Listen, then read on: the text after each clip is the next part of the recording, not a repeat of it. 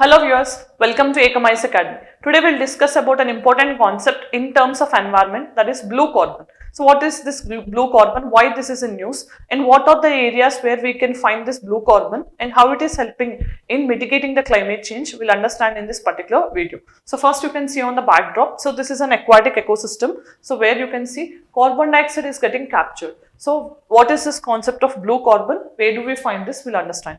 So first, so you can see here blue carbon. So as mentioned, mangroves and coastal wetlands are annually sequestering more carbon than the terrestrial ecosystems. That is what mentioned in the recent study. That means mangroves and other coastal ecosystems like seagrasses, estuaries, or any type of coastal ecosystems, they're functioning like better carbon sinks than terrestrial ecosystems. Terrestrial ecosystems means it can be like forest or it can be desert or anything, right? So that means all the coastal based ecosystems are better capturing the carbon and they're sequestering the carbon in their roots so than the terrestrial ecosystems. That is what the recent observation of this particular study. So you can see sequestration of carbon means capturing and storing underground so that it will not release into the atmosphere and it will not cause global warming. Then blue carbon is the carbon captured by the world's oceans and coastal ecosystems. Very important. Simply they can ask you what is blue carbon. Any carbon that was sequestered by the coastal ecosystems is what we consider as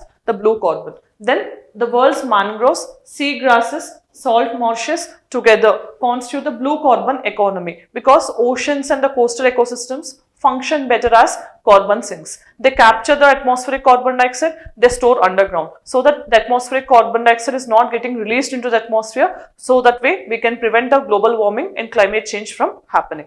Let us look into more details. Coastal ecosystems like mangroves, tidal marshes, seagrass meadows sequester more carbon and they are able to store more than the terrestrial forests or the ecosystems and are now being recognized for their role in mitigating the climate change. So the concept is so simple and clear. Blue carbon is what we are actually seeing in the context of coastal ecosystems. So these blue carbon sources are mangroves, seagrasses, salt marshes, etc., which are able to capture carbon dioxide better than the terrestrial forests. That is the concept. So, but recently what happened is the human activities like aquaculture, tourism, or any type of other things like mangrove forestation, exploitation, all these are actually resulting in some harm to this type of blue carbon ecosystems, which are actually sequestering more carbon. So because of this, we are not able to find a better impact of these ecosystems on mitigating the climate change. So now the time is to protect these type of